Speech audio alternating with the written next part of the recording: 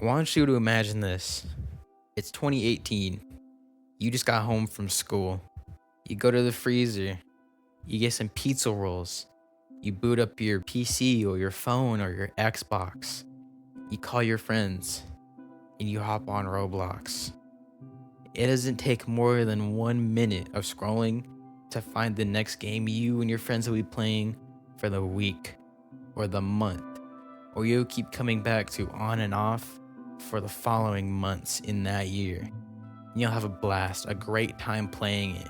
You won't empty out your wallet, you won't get a crippling gambling addiction, and you've just set yourself up to have some peak nostalgia in a couple of years when you look back at these moments.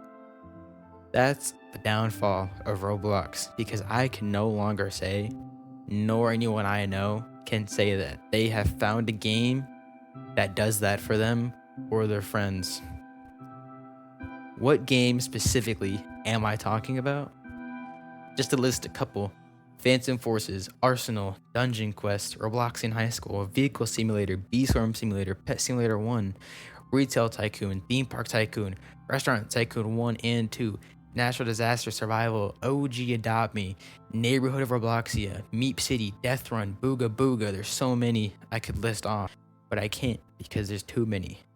And I think almost all of us can agree these games that I might be showing on screen, I don't know, I might add it. I think we can all agree that these games were our childhood. Elementary school, middle school, high school, I think we all played them. And we all have nostalgia. We could play these for hours and hours all day and not get bored. And they were so unbelievably fun. They created so many great memories. And you weren't shilling out money every 10 minutes. You weren't watching ads every 5 minutes just to keep playing the game. You weren't watching someone who just joined shill out 3,000 Robux and get to the top of the leaderboard and kill you and make you rage quit because they can do that now. I believe developers of big games realized that they did not need to put as much effort in as they believed they needed to because their game was already big. It was already making a lot of money. It was already on the front page. So they started thinking, what's the least I can put into this game and still be able to get as much out of it? And that led to the slippery slope ending in 2026, what we have today. And the issues with, I have to say, the supply and demand of our new player base. I'm talking about the new generation of children who play. I think we all agree it's their fault pretty much. I don't want to point your fingers, but it's really them. And examples of modern dog shit: Blocks Fruits, Rivals, Steal a Brain Rot, Whatever Simulator, AFK games, Dusty Trip, Steal a anything, honestly, not just Steal a Brain Rot, literally steal it, whatever. It just games ruined by laziness and greed. And sometimes there'll be really, really high quality games. And I mean, the devs are clearly skilled to have well animated, amazing UI, amazing models, beautiful environmental details, and just creativity, but it's going to the wrong place. And instead of it going towards how can I make the most fun game as possible, how can I put my dreams and ideas onto the screen for other people to enjoy, it's how much money can I make off of this? How do I get the most money out of this? How do I keep players hooked for as long as possible? How can I keep them running back to their wallets to buy the newest skin or the newest crate to open and land another common and having to open a brand new one? How do I keep them coming back for that 30-day streak so they can unlock a title above their head? How can I keep people from having true fun and instead convincing themselves that yes, you are having fun. Yes, you need to keep playing my game. Yes, you need to keep opening your wallet and giving me more money because I don't have to give you what I could. I don't have to put out my maximum potential. I don't have to put out my max effort to satisfy myself. I am working to satisfy you. The supply and demand is what keeps them in an endless cycle of what's the biggest trend right now? What's the bandwagon? What can I hop onto? What's the next Steal a Brain Rot? What's the next something simulator? What's the next Tycoon? What's the next super mega obby? 6-7 simulator? Wait in line for chop chin, wait in line to meet LeBron. It's the same repeated and copied idea from other developers who are just here to make a quick buck and leave because they know their game is not going to be on the front page for the next 5 years. They know their game is going to fall off after 2 weeks, but they don't care because they only care about the huge burst of money that they can make during that short lifespan that their game is popular. That's all that matters now. But that doesn't apply to the biggest games because they know they will keep on growing and they'll keep on being huge and on the front page.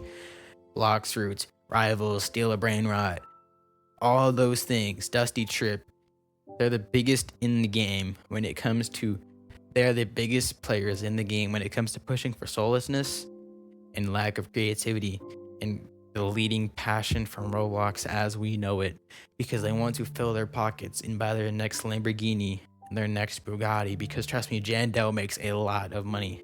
I know that. I know does as well, and there's a couple other guys that they work with commonly, and a couple of owners of people who do the same thing, where they'll find a small game with potential that has genuine creativity, and the people that made it originally aren't doing it for the love of the game, but they'll come in with their huge wallets and say, give me your game and I will update it for you and I'll put in whatever I want and I'll give you a small cut, or I will just give you a lump sum and I'll own it completely.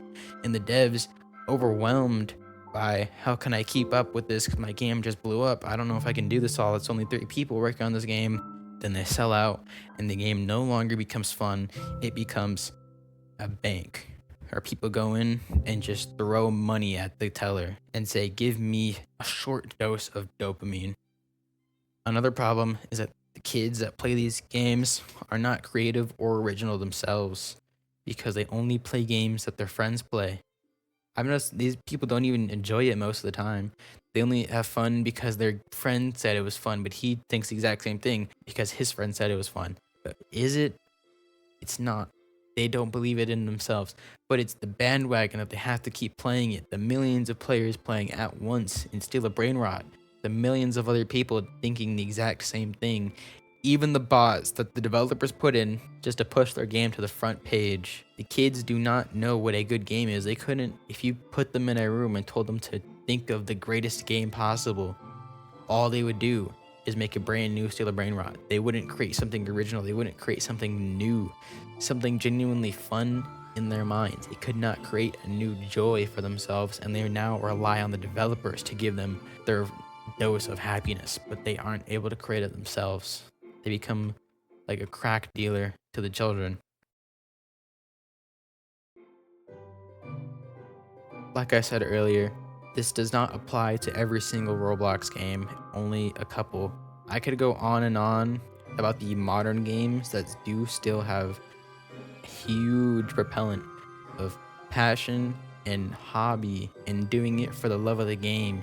Even if there's a little bit of monetization, that's not a problem with me because I know that developers, they have bills to pay so they can keep on putting their passion and their skills on the screen for people to enjoy and spread the idea of what they want to share.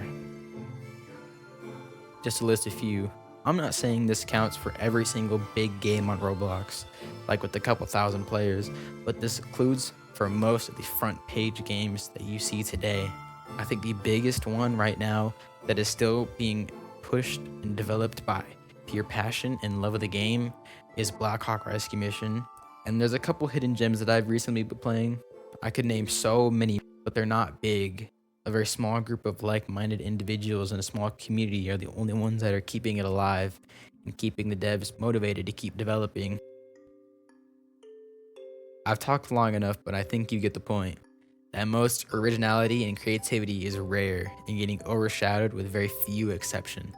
I'm not saying you had to be playing in 2010 and 2013 because, to be honest, most of us were in diapers, in daycares, and still learning our ABCs. I'm talking about the people who played from early 2016 to late 2019. That's where all the gems were.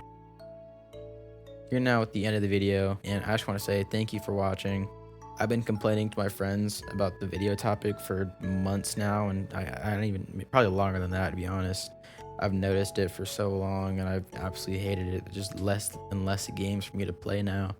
Yeah, that's what y'all have to say. If there's any devs out there still watching, please do not sell out.